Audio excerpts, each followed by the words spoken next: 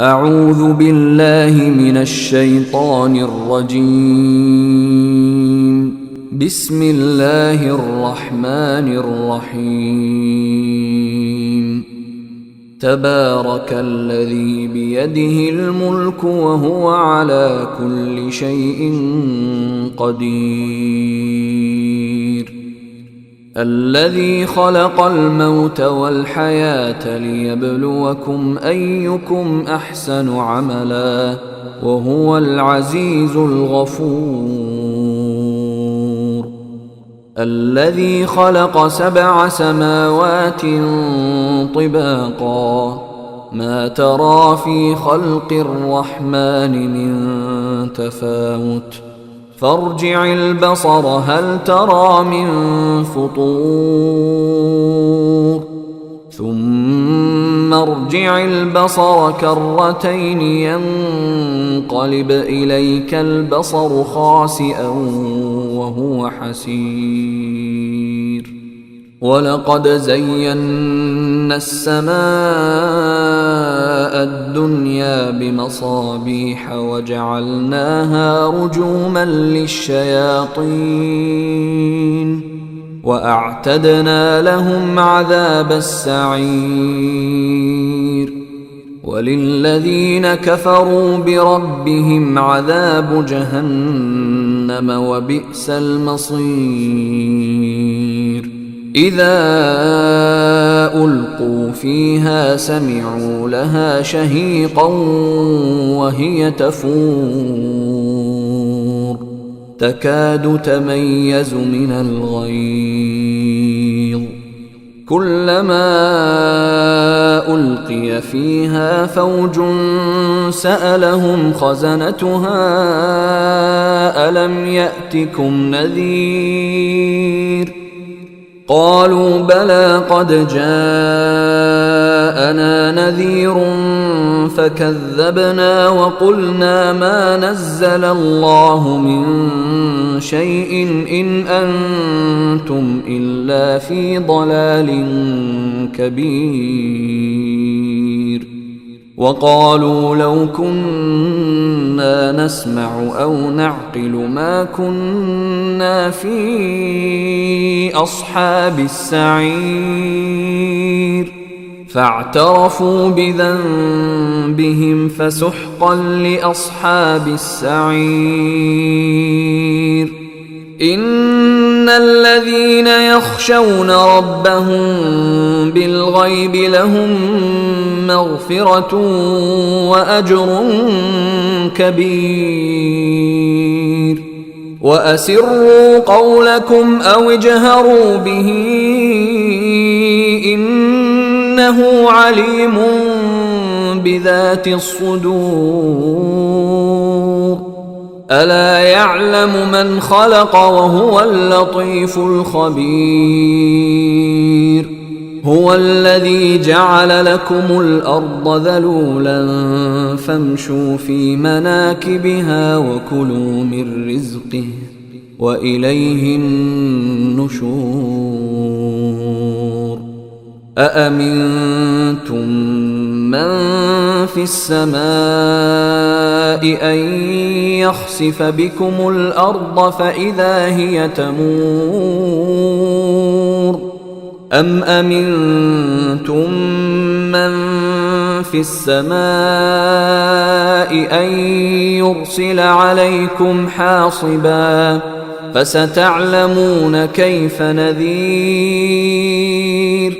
ولقد كذب الذين من قبلهم فكيف كان نكير. أولم يروا إلى الطير فوقهم صافات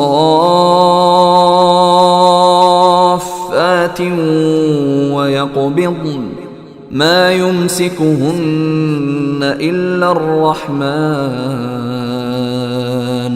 إنه بكل شيء بصير. أمن هذا الذي هو جند لكم ينصركم من دون الرحمن إن الكافرون إلا في غرور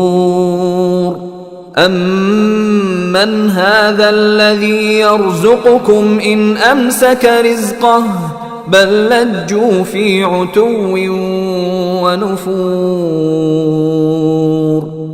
أفمن يمشي مكبا على وجهه أهدى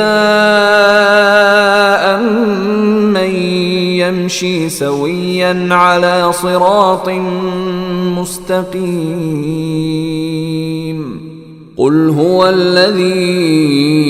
أنشأكم وجعل لكم السمع والأبصار والأفئدة قليلا ما تشكرون قل هو الذي ذرأكم في الأرض وإليه تحشرون ويقولون متى هذا الوعد إن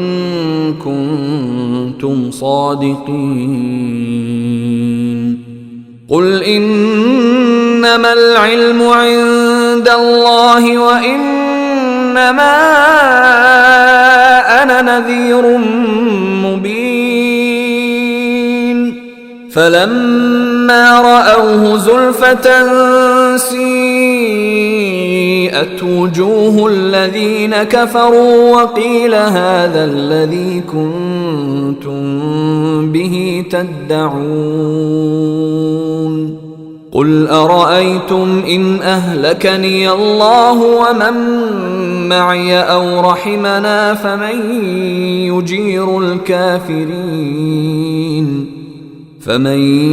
يجير الكافرين من عذاب أليم قل هو الرحمن آمنا به وعليه توكلنا فستعلمون من هو في ضلال مبين قل أرأيتم إن أصبح ماؤكم غورا فمن يأتيكم بماء معين بسم الله الرحمن الرحيم نون والقلم وما يسطرون ما أنت بنعمة ربك بمجنون وإن لك لأجرا غير ممنون وإنك لعلى خلق عظيم فستبصر ويبصرون بأيكم المفتون إن ربك هو أعلم بمن ضل عن سبيله وهو أعلم بالمهتدين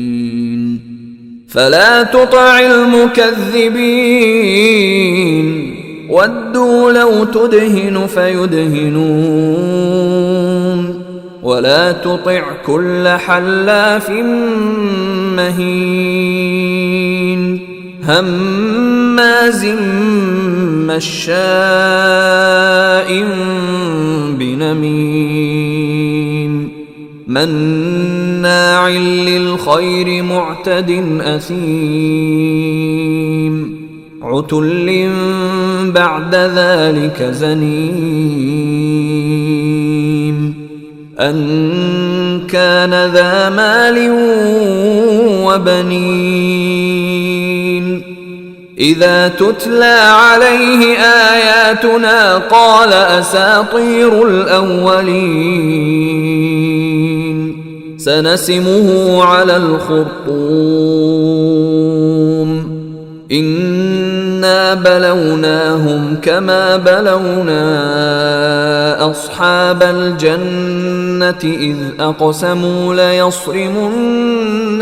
مصبحين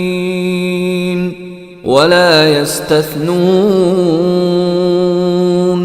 فطاف عليها طائف من ربك وهم نائمون فأصبحت كالصريم فتنادوا مصبحين أن اغدوا على حرثكم إن كنتم صارمين فانطلقوا وهم يتخافتون ألا يدخلنها اليوم عليكم مسكين وغدوا على حرد قادرين فلما رأوها قالوا إنا لضالون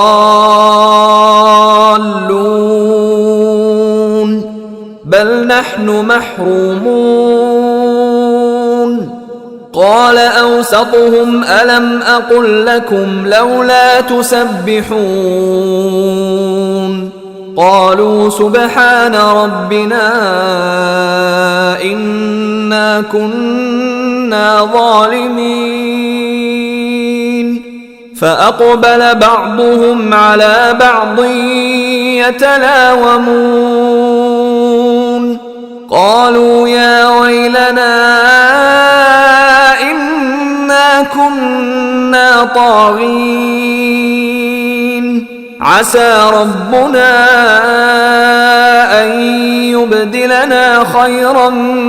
منها إنا إلى ربنا راغبون كذلك العذاب ولعذاب الآخرة أكبر لو كانوا يعلمون إن للمتقين عند ربهم جنات النعيم أفنجعل المسلمين كالمجرمين ما لكم كيف تحكمون أم لكم كتاب فيه تدرسون إن لكم فيه لما تخيرون أم لكم أيمان علينا بالغة إلى يوم القيامة إن لكم لما تحكمون سلهم أيهم بذلك زعيم أم لهم شركاء فليأتوا بشركائهم إن كانوا صادقين يوم يكشف عن ساق ويدعون إلى السجود فلا يستطيعون خاشعة أبصارهم ترهقهم ذلة وقد كانوا يدعون إلى السجود وهم سالمون فذرني ومن يكذب بهذا الحديث سنستدرجهم من حيث لا يعلمون وأملي لهم إن كيدي متين أم تسألهم أجرا فهم من مغرم مثقلون أم عندهم الغيب فهم يكتبون فاصبر لحكم ربك ولا تكن كصاحب الحوت إذ نادى وهو مكظوم لولا أن تداركه نعمة من ربه لنبذ بالعراء وهو مذموم فاجتباه ربه فجعله من الصالحين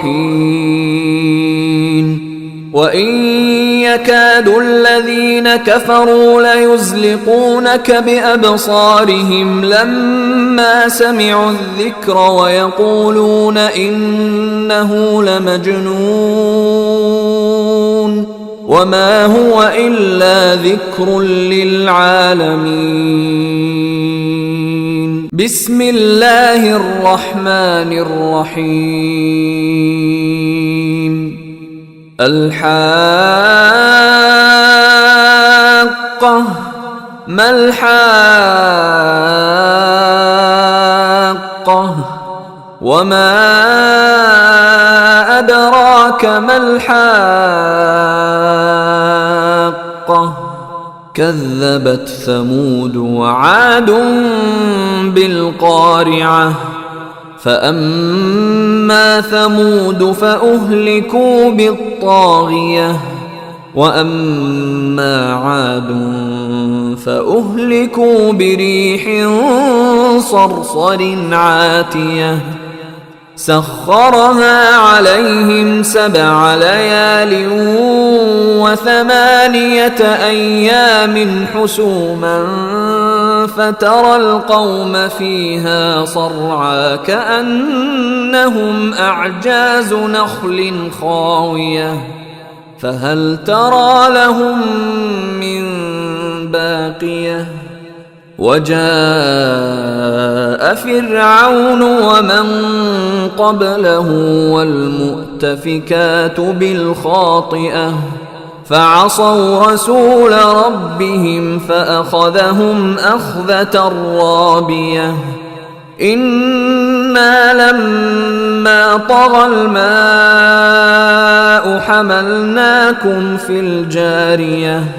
لنجعلها لكم تذكرة وتعيها أذن واعية فإذا نفخ في الصور نفخة واحدة وحملت الأرض والجبال فدكتا دكة واحدة فيومئذ وقعت الواقعة وانشقت السماء فهي يومئذ واهية والملك على أرجائها ويحمل عرش ربك فوقهم يومئذ 8 يومئذ تعرضون لا تخفى منكم خافية فأما من أوتي كتابه بيمينه فيقول هاؤم اقرءوا كتابيه إني ظننت أني ملاق حسابيه فهو في عيشة راضية في جنة عالية قطوفها دانية كلوا واشربوا هنيئا بما أسلفتم في الأيام الخالية وأما من أوتي كتابه بشماله فيقول يا ليتني لم أوت كتابيه ولم أدر ما حسابيه يا ليتها كانت القاضية ما أغنى عني ماليه هلك عني سلطانيه خذوه فغلوه ثم الجحيم صلوه ثم في سلسلة ذرعها 70 ذراعا فاسلكوه إنه كان لا يؤمن بالله العظيم ولا يحض على طعام المسكين فليس له اليوم هاهنا حميم ولا طعام إلا من غسلين لا يأكله إلا الخاطئون فلا أقسم بما تبصرون وما لا تبصرون إنه لقول رسول كريم وما هو بقول شاعر قليلا ما تؤمنون ولا بقول كاهن قليلا ما تذكرون تنزيل من رب العالمين ولو تقول علينا بعض الأقاويل لأخذنا منه باليمين ثم لقطعنا منه الوتين فما منكم من أحد عنه حاجزين وإنه لتذكرة للمتقين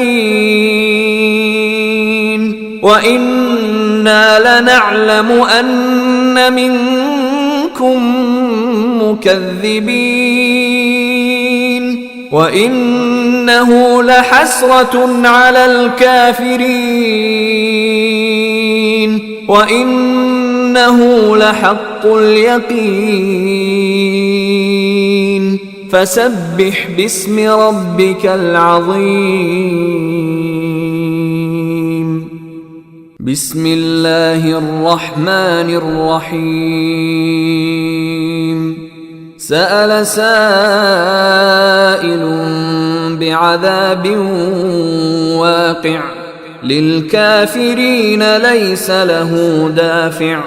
من الله ذي المعارج تعرج الملائكة والروح إليه في يوم كان مقداره 50,000 سنة فاصبر صبرا جميلا إنهم يرونه بعيدا ونراه قريبا يوم تكون السماء كالمهل وتكون الجبال كالعهن ولا يسأل حميم حميما يبصرونهم يود المجرم لو يفتدي من عذاب يومئذ ببنيه وصاحبته وأخيه وفصيلته التي تؤويه ومن في الأرض جميعا ثم ينجيه كلا إنها لظى نزاعة للشوى تدعو من أدبر وتولى وجمع فأوعى إن الإنسان خلق هلوعا إذا مسه الشر جزوعا وإذا مسه الخير منوعا إلا المصلين الذين هم على صلاتهم دائمون والذين في أموالهم حق معلوم للسائل والمحروم والذين يصدقون بيوم الدين والذين هم من عذاب ربهم مشفقون إن عذاب ربهم غير مأمون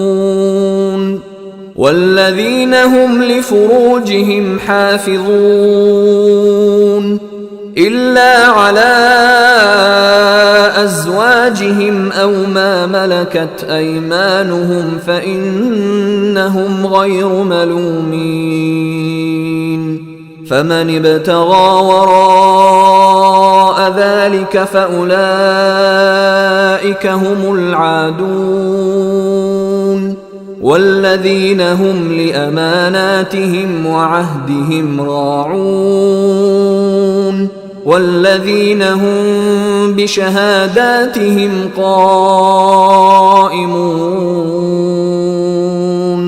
والذين هم على صلاتهم يحافظون أولئك في جنات مكرمون فما للذين كفروا قبلك مهطعين عن اليمين وعن الشمال عزين أيطمع كل امرئ منهم أن يدخل جنة نعيم كلا إنا خلقناهم مما يعلمون فلا أقسم برب المشارق والمغارب إنا لقادرون على أن نبدل خيرا منهم وما نحن بمسبوقين فذرهم يخوضوا ويلعبوا حتى يلاقوا يومهم الذي يوعدون يوم يخرجون من الأجداث سراعا كأنهم إلى نصب يوفضون خاشعة أبصارهم ترهقهم ذلة ذلك اليوم الذي كانوا يوعدون بسم الله الرحمن الرحيم إنا أرسلنا نوحا إلى قومه أن أنذر قومك من قبل أن يأتيهم عذاب أليم قال يا قوم إني لكم نذير مبين أن اعبدوا الله واتقوه وأطيعون يغفر لكم من ذنوبكم ويؤخركم إلى أجل مسمى إن أجل الله إذا جاء لا يؤخر لو كنتم تعلمون قال رب إني دعوت قومي ليلا ونهارا فلم يزدهم دعائي إلا فرارا وإني كلما دعوتهم لتغفر لهم جعلوا أصابعهم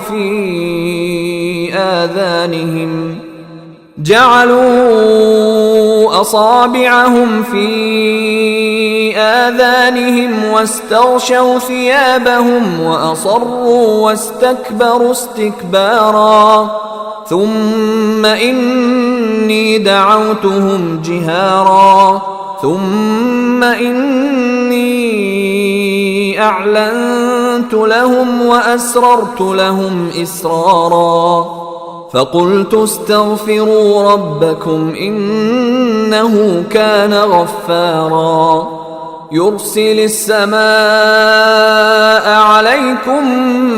مدرارا ويمددكم بأموال وبنين ويجعل لكم جنات ويجعل لكم أنهارا ما لكم لا ترجون لله وقارا وقد خلقكم أطوارا ألم تروا كيف خلق الله 7 سماوات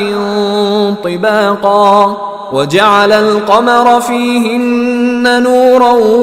وجعل الشمس سراجا والله أنبتكم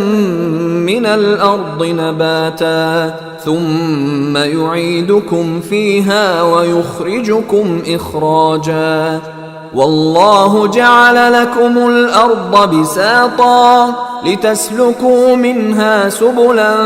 فجاجا قال نوح رب إنهم عصوني واتبعوا من لم يزده ماله وولده إلا خسارا ومكروا مكرا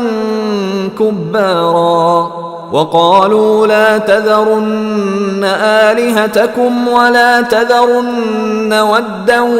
ولا سواعا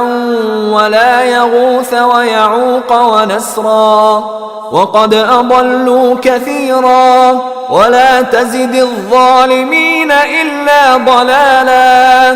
مما خطيئاتهم أغرقوا فأدخلوا نارا فلم يجدوا لهم من دون الله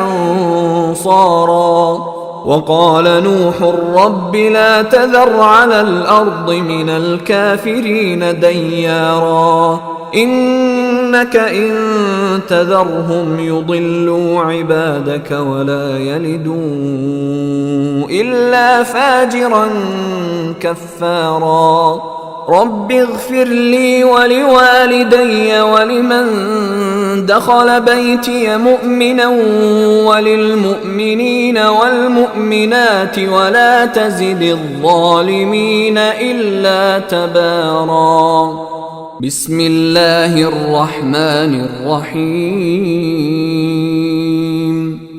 قل أوحي إلي أنه استمع نفر من الجن فقالوا إنا سمعنا قرآنا عجبا يهدي إلى الرشد فآمنا به ولن نشرك بربنا أحدا وأنه تعالى جد ربنا ما اتخذ صاحبة ولا ولدا وأنه كان يقول سفيهنا على الله شططا وأنا ظننا أن لن تقول الإنس والجن على الله كذبا وأنه كان رجال من الإنس يعوذون برجال من الجن فزادوهم رهقا وأنهم ظنوا كما ظننتم أن لن يبعث الله أحدا وأنا لمسنا السماء فوجدناها ملئت حرسا شديدا وشهبا وأنا كنا نقعد منها مقاعد للسمع فمن يستمع الآن يجد له شهابا رصدا وأنا لا ندري أشر أريد بمن في الأرض أم أراد بهم ربهم رشدا وأنا منا الصالحون ومنا دون ذلك كنا طرائق قددا وأنا ظننا أن لن نعجز الله في الأرض ولن نعجزه هربا وأنا لما سمعنا الهدى آمنا به فمن يؤمن بربه فلا يخاف بخسا ولا رهقا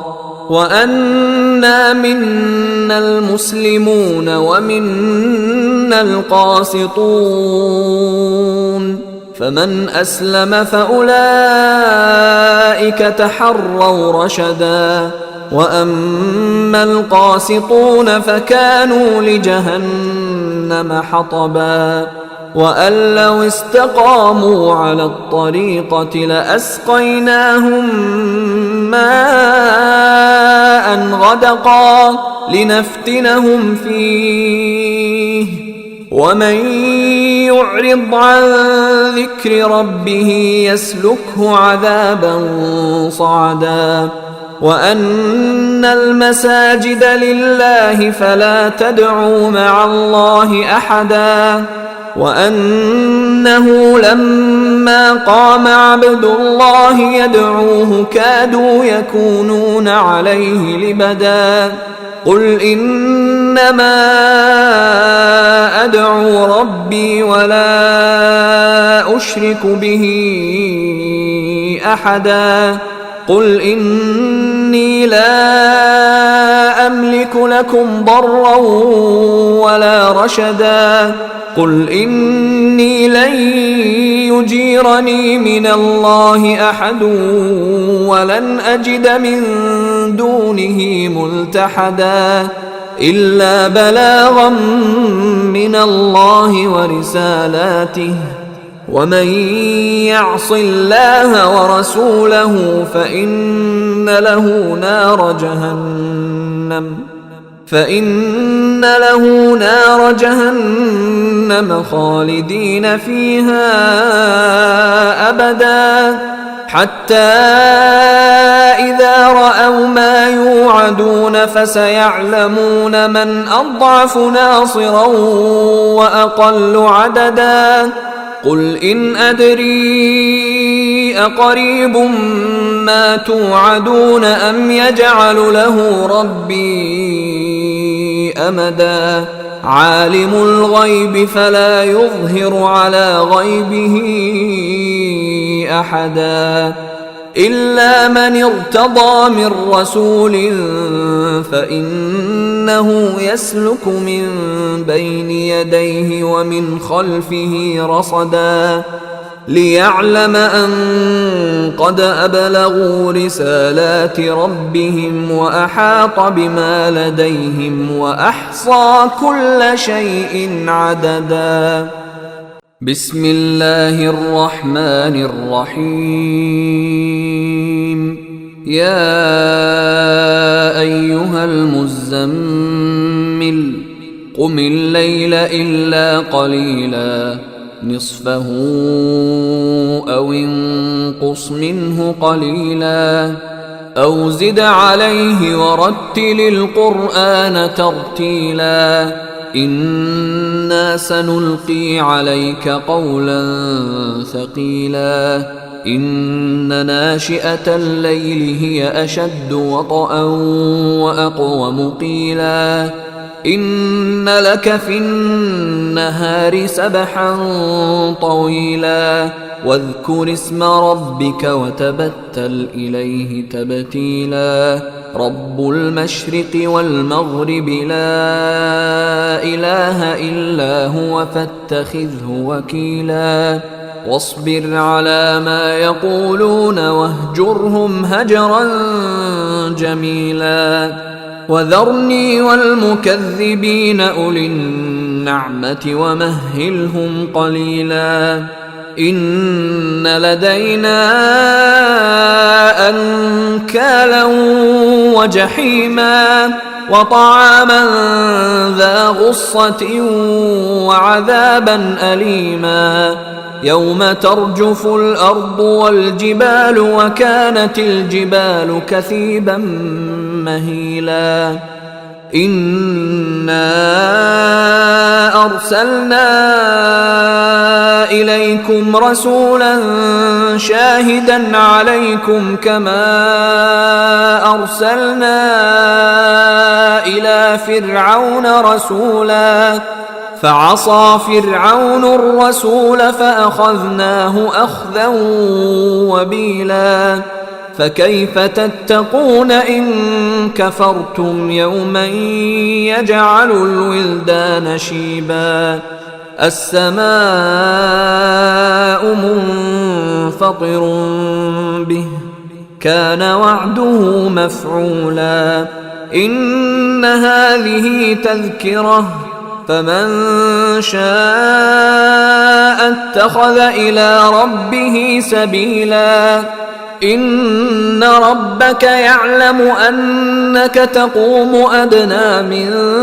ثلثي الليل ونصفه وثلثه وطائفة من الذين معك والله يقدر الليل والنهار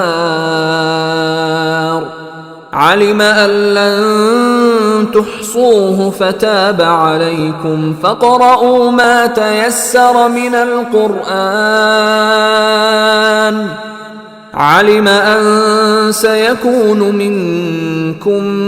مرضى وآخرون يضربون في الأرض يبتغون من فضل الله وآخرون يقاتلون في سبيل الله فاقرؤوا ما تيسر منه وأقيموا الصلاة وآتوا الزكاة وأقرضوا الله قرضا حسنا وما تقدموا لأنفسكم من خير تجدوه عند الله هو خيرا وأعظم أجرا واستغفروا الله إن الله غفور رحيم بسم الله الرحمن الرحيم يا أيها المدثر قم فأنذر وربك فكبر وثيابك فطهر والرجز فاهجر ولا تمنن تستكثر ولربك فاصبر فإذا نقر في الناقور فذلك يومئذ يوم عسير على الكافرين غير يسير ذرني ومن خلقت وحيدا وجعلت له مالا ممدودا وبنين شهودا ومهدت له تمهيدا ثم يطمع أن أزيد كلا إنه كان لآياتنا عنيدا سأرهقه صعودا إنه فكر وقدر فقتل كيف قدر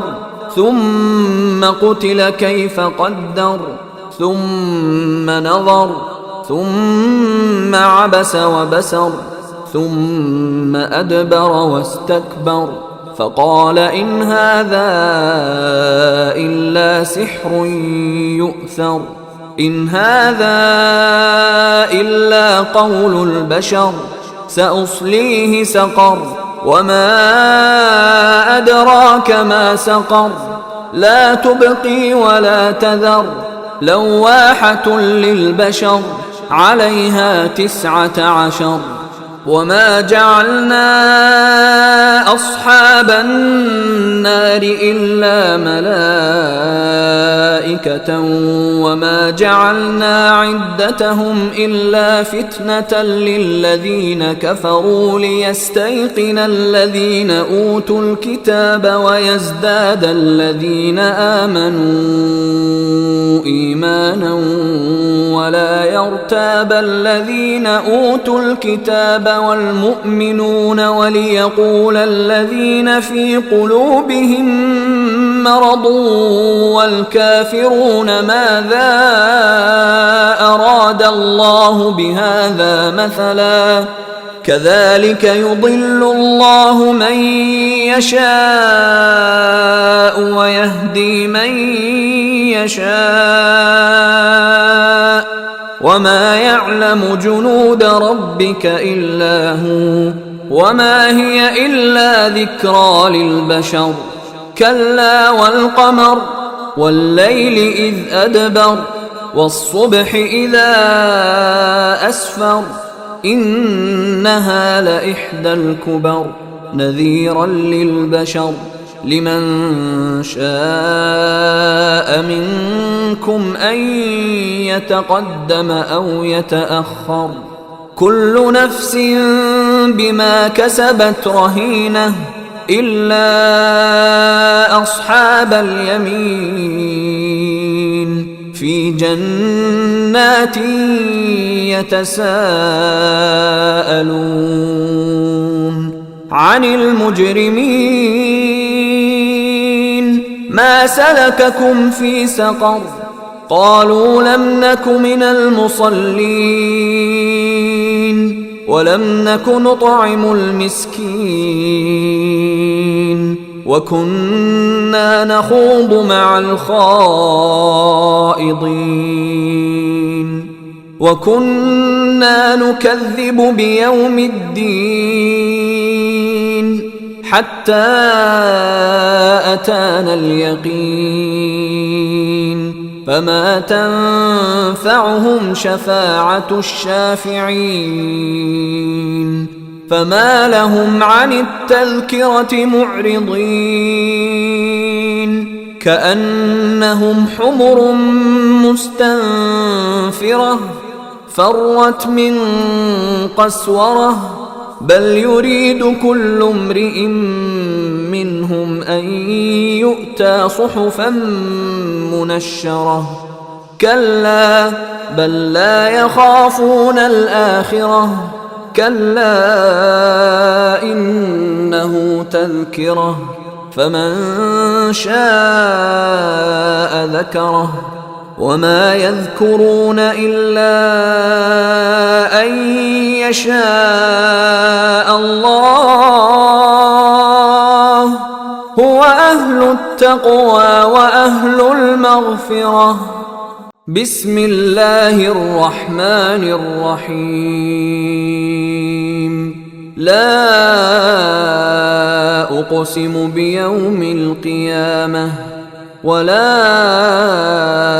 أقسم بالنفس اللوامة أيحسب الإنسان أن لن نجمع عظامه بلى قادرين على أن نسوي بنانه بل يريد الإنسان ليفجر أمامه يسأل أيان يوم القيامة فإذا برق البصر وخسف القمر وجمع الشمس والقمر يقول الإنسان يومئذ أين المفر كلا لا وزر إلى ربك يومئذ المستقر ينبأ الإنسان يومئذ بما قدم وأخر بل الإنسان على نفسه بصيرة ولو ألقى معاذيره لا تحرك به لسانك لتعجل به إن علينا جمعه وقرآنه فإذا قرأناه فاتبع قرآنه ثم إن علينا بيانه كلا بل تحبون العاجلة وتذرون الآخرة وجوه يومئذ ناظرة إلى ربها ناظرة ووجوه يومئذ باسرة تظن أن يفعل بها فاقرة كلا إذا بلغت التراقي وقيل من راق وظن أنه الفراق والتفت الساق بالساق إلى ربك يومئذ المساق فلا صدق ولا صلى ولكن كذب وتولى ثم ذهب إلى أهله يتمطى أولى لك فأولى ثم أولى لك فأولى أيحسب الإنسان أن يترك سدى ألم يك نطفة من مني يمنى ثم كان علقة فخلق فسوى فجعل منه الزوجين الذكر والأنثى أليس ذلك بقادر على أن يحيي الموتى بسم الله الرحمن الرحيم هل أتى على الإنسان حين من الدهر لم يكن شيئا مذكورا إنا خلقنا الإنسان من نطفة أمشاج نبتليه فجعلناه سميعا بصيرا إنا هديناه السبيل إما شاكرا وإما كفورا إنا أعتدنا للكافرين سلاسل وأغلالا وسعيرا إن الأبرار يشربون من كأس كان مزاجها كافورا عينا يشرب بها عباد الله يفجرونها تفجيرا يوفون بالنذر ويخافون يوما كان شره مستطيرا ويطعمون الطعام على حبه مسكينا ويتيما وأسيرا إنما نطعمكم لوجه الله لا نريد منكم جزاء ولا شكورا إنا نخاف من ربنا يوما عبوسا قمطريرا فوقاهم الله شر ذلك اليوم ولقاهم نضرة وسرورا وجزاهم بما صبروا جنة وحريرا متكئين فيها على الأرائك لا يرون فيها شمسا ولا زمهريرا ودانية عليهم ظلالها وذللت قطوفها تذليلا ويطاف عليهم بآنية من فضة وأكواب كانت قوارير من فضة قدروها تقديرا ويسقون فيها كأسا كان مزاجها زنجبيلا عينا فيها تسمى سلسبيلا ويطوف عليهم ولدان مخلدون إذا رأيتهم حسبتهم لؤلؤا منثورا وإذا رأيت ثم رأيت نعيما وملكا كبيرا عاليهم ثياب سندس خضر واستبرق وحلوا أساور من فضة وسقاهم ربهم شرابا طهورا إن هذا كان لكم جزاء وكان سعيكم مشكورا إنا نحن نزلنا عليك القرآن تنزيلا فاصبر لحكم ربك ولا تطع منهم آثما أو كفورا واذكر اسم ربك بكرة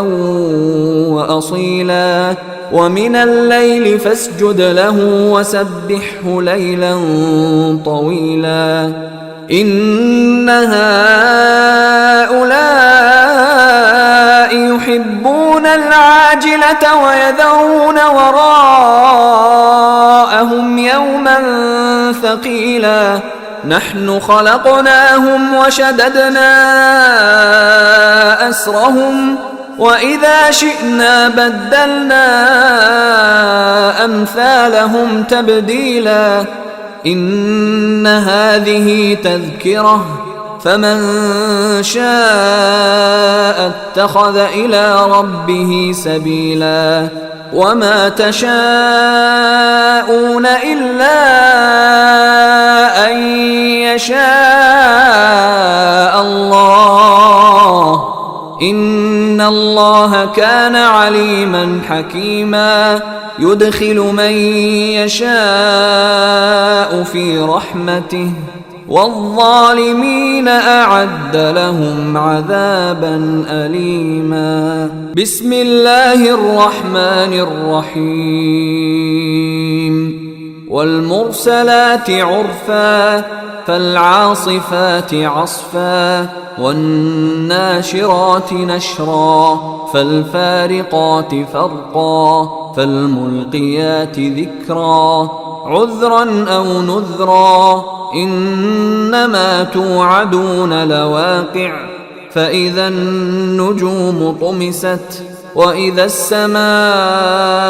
فرجت وإذا الجبال نسفت وإذا الرسل أقتت لأي يوم أجلت ليوم الفصل وما أدراك ما يوم الفصل ويل يومئذ للمكذبين ألم نهلك الأولين ثم نتبعهم الآخرين كذلك نفعل بالمجرمين ويل يومئذ للمكذبين ألم نخلقكم من ماء مهين فجعلناه في قرار مكين إلى قدر معلوم فقدرنا فنعم القادرون ويل يومئذ للمكذبين ألم نجعل الأرض كفاتا أحياء وأمواتا وجعلنا فيها رواسي شامخات وأسقيناكم ماء فراتا ويل يومئذ للمكذبين انطلقوا إلى ما كنتم به تكذبون انطلقوا إلى ظل ذي 3 شعب لا ظليل ولا يغني من اللهب إنها ترمي بشرر كالقصر كأنه جمالة صفر ويل يومئذ للمكذبين هذا يوم لا ينطقون ولا يؤذن لهم فيعتذرون ويل يومئذ للمكذبين هذا يوم الفصل جمعناكم والأولين فإن كان لكم كيد فكيدون ويل يومئذ للمكذبين إن المتقين في ظلال وعيون